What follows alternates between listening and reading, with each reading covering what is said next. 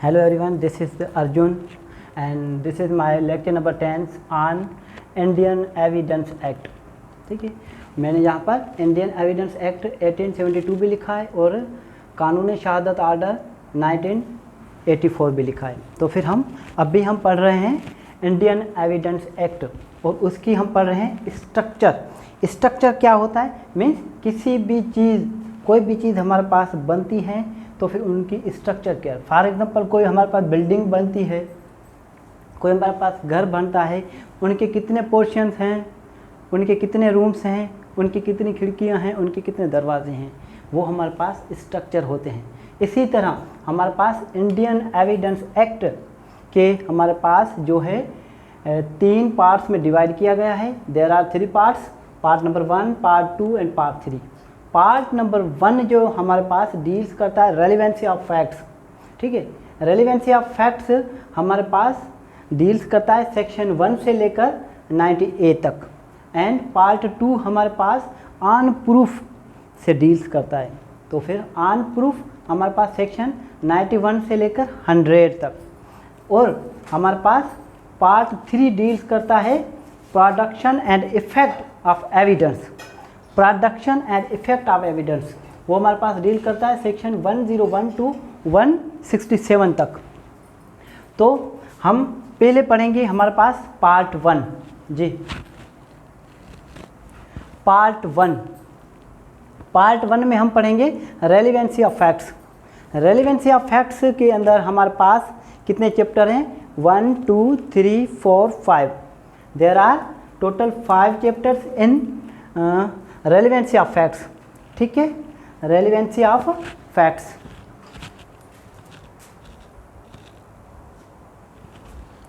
Relevancy of facts, relevancy of facts के अंदर हमारे पास चैप्टर नंबर 1 जो है प्रीलिमिनरी जो हमारे पास, उसके अंदर हमारे पास सेक्शन कितने हैं? सेक्शन नंबर 1 से लेकर सेक्शन नंबर 4 तक। अब प्रीलिमिनरी क्या होता है? कोई भी एक्ट, कोई भी आर्डर, कोई भी हमारे पास कानून पास होता है तो उनके जो फर्स्ट जो हैं चैप्टर हैं, चैप्टर नंबर 1 जो होता है या चैप्टर नंबर 2 3 4 जो भी होते हैं वो हमारे पास कहलाते हैं प्रीलिमिनरी। इसके अंदर क्या होता है? उस एक्ट का नाम होता है, फॉर एग्जाम्पल टाइटल, उस एक्ट की एक्सटेंड होती है, वो एक्ट कहाँ तक हमारे पास एक्सटेंड करेगा, कहाँ तक वो इन्फोर्समेंट उनकी होगी, कहाँ तक वो एप्लीकेबल होगा, उसको कहते हैं हम एक्सटेंड। ठीक है, और टाइटल कहते हैं, टाइटल होता है, जो टाइटल होता है मीन्स इंडियन एविडेंस एक्ट 1872, ये एक टाइटल है एक एक्ट का। ठीक है सर। उसके बाद हमारे पास उसमें आ जाते हैं डेफिनेशन भी आ जाती हैं और हमारे पास इंटरप्रिटेशन भी आ जाती है। कहीं लिखा होता है इंटरप्रिटेशन और कहीं लिखा होता है डेफिनेशंस, तो वो हमारे पास आ जाते हैं प्रीलिमिनरी में। ठीक है, और हमारे पास चैप्टर नंबर 2 जो है वो डील करता है रेलिवेंसी ऑफ फैक्ट्स, जो हमारे पास एक पार्ट 1 जो है वो पार्ट 1 खुद ही रेलिवेंसी ऑफ फैक्ट्स के बारे में डील करता है। ठीक है, वो हमारे पास डील करता है सेक्शन 5 टू 55 तक। ठीक है, तो फिर ये हमारे पास क्या? Relevancy of facts. कोई भी फैक्ट्स जो है, एक तो फैक्ट्स खुद फैक्ट्स होते हैं और उनसे रिलेटेड फैक्ट्स होते हैं कुछ। कोई भी क्राइम होता है या कोई भी मैटर होता है, उनके अंदर एक फैक्ट्स होते हैं और उनसे एक रिलेटेड फैक्ट्स होते हैं। ठीक है, तो टोटल हम वो डील करेंगे और उसकी स्टडी करेंगे हम डिटेल से 1 बाय 1, चैप्टर नंबर 5 से लेकर चैप्टर नंबर 55 तक। और चैप्टर नंबर 3 हमारे पास है facts which need not be proved. हमारे पास फॉर एग्जांपल कोई भी फैक्ट एक ऐसा फैक्ट है जिसको ज़रूरत नहीं है उसको प्रूफ करने की, उसको साबित करने की ज़रूरत नहीं है, तो फिर वो हम पढ़ेंगे चैप्टर नंबर 3 में। चैप्टर नंबर 3 के अंदर हम सेक्शन 56 लेकर 58 तक पढ़ेंगे। फॉर एग्जांपल कोई भी हमारे पास ऐसा फैक्ट है, कोई फ्लैग है किसी कंट्री का, या फिर मेरे हाथ में जो मार्कर है ये ब्लू मार्कर है, ये कोड के अंदर, और ब्लू मार्कर है और ये लिखता भी ब्लू है, ये ब्लैक नहीं लिखता, ये ब्लू मार्कर है, लिखता भी ब्लैक है, ब्लू है, ब्लैक नहीं लिखता, और हाथ में भी ब्लू मार्कर है। तो इसको अब प्रूफ करने की क्या ज़रूरत है? अब कोर्ट इस पर नोटिस थोड़ी इशू करेगी कि आप इसको प्रूफ करें कि ये मार्कर कौन सा है। तो फिर कुछ चीज़ें ऐसी होती हैं जिनको साबित करने की ज़रूरत नहीं होती। फॉर एग्जांपल किसी भी कंट्री का इंडिपेंडेंस डे होता है, फॉर एग्जांपल इंडिया का इंडिपेंडेंस डे क्या है, 15 अगस्त, पाकिस्तान का 14 अगस्त। तो फिर उनको साबित करने की क्या ज़रूरत है कि डॉक्यूमेंट्स पेश करो कि हमारे पास एक कंट्री जो है वो किस दिन आज़ाद हुई थी। तो फिर ऐसे फैक्ट्स हमारे पास जिनको ज़रूरत नहीं होती है प्रूव करने की। तो हमारे पास चैप्टर नंबर 4 डील करता है ओरल एविडेंस। ओरल एविडेंस दो टाइप्स के होते हैं, एक होता है direct evidence and second one is indirect. Direct evidence में एक विटनेस अपने 5 सेंसेस से किसी चीज़ को महसूस करता है, देखता है, सुनता है, या फिर किसी भी अपने और सेंस से वो खुद आके कोर्ट में पेश हो जाता है, तो फिर वो डायरेक्ट एविडेंस होगा। और वही चीज़ अगर कोई और सुनकर कोर्ट में आता है, कोई वही चीज़ किसी और से सुनकर कोर्ट में आकर गवाही देता है, तो फिर वो हियर से एविडेंस कहलाएगी और फिर वो इनडायरेक्ट पर आएंगी सब ओरल एविडेंस। ओरल एविडेंस हमारे पास सेक्शन नंबर 59 से लेकर 60 तक डील करते हैं। हमारे पास चैप्टर नंबर 5 जो है वो डॉक्यूमेंट्री एविडेंस से डील्स करते हैं। डॉक्यूमेंट्री एविडेंस में सेक्शन नंबर 62 सेक्शन नंबर 98 तक डॉक्यूमेंट्री एविडेंस में सब डॉक्यूमेंट्स आ जाते हैं, primary secondary all types of document. ठीक है, ये हमारे पास हो गया part 1 relevancy of fact section number 1 से लेकर 98 तक। ये थोड़ा सा आप नोट कर लें, इसमें कोई सवाल हो तो आप पूछ लें।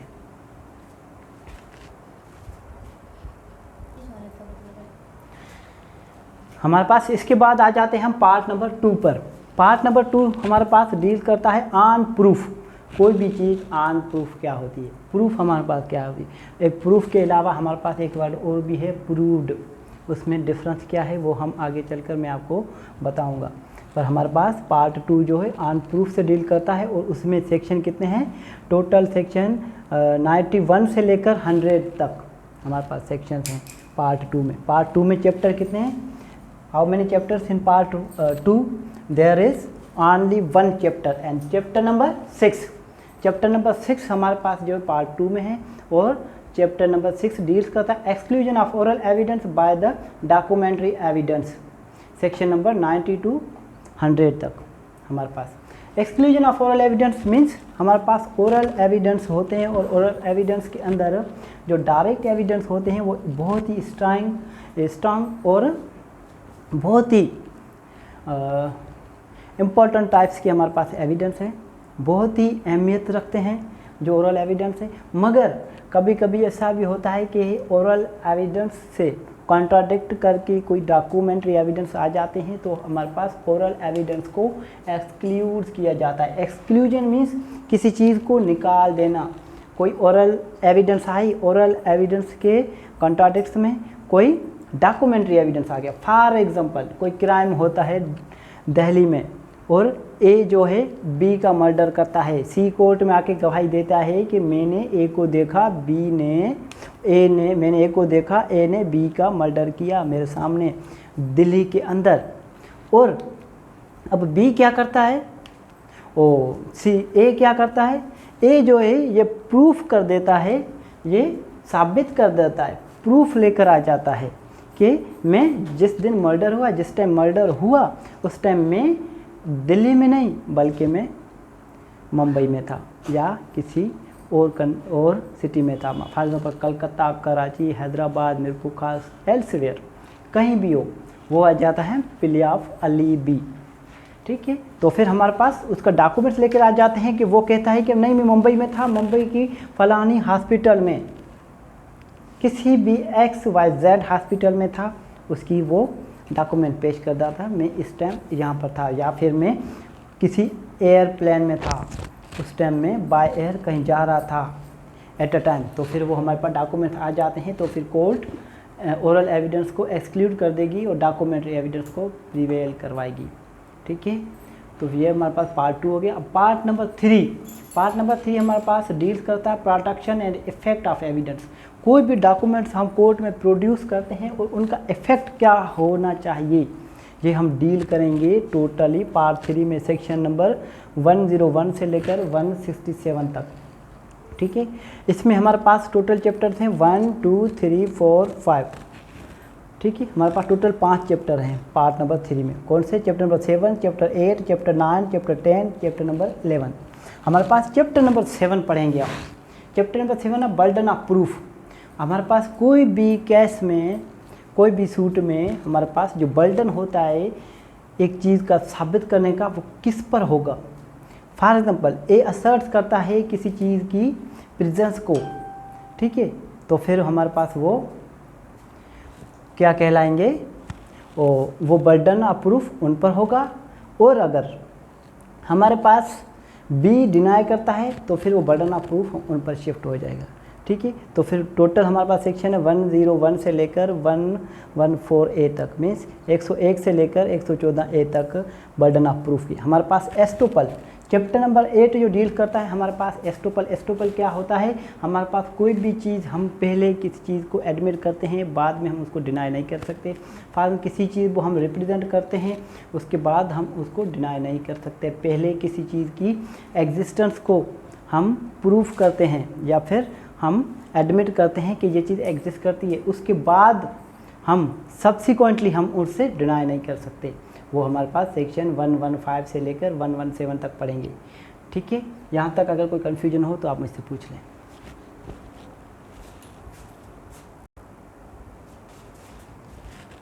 एस्टोपल, उसके बाद आ जाता है चैप्टर नंबर हमारे पास 9 विटनेसेस। हमारे पास जो भी विटनेस कोर्ट में आते हैं, ठीक है, वो हमारे पास विटनेस जो डील करते हैं सेक्शन 118 टू 134 तक, जो भी विटनेस है हमारे चैप्टर नंबर 9। और चैप्टर नंबर 10 हमारे पास डील करता है एग्जामिनेशन ऑफ विटनेसेस।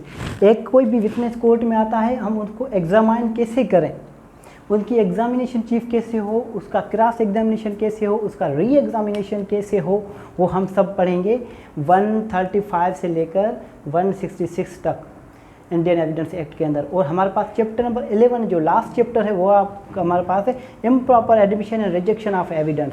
वो उसमें सिर्फ एक ही एविडेंस है, हमारा सेक्शन है 167 जो सेक्शन ए की सेक्शन डील करता है।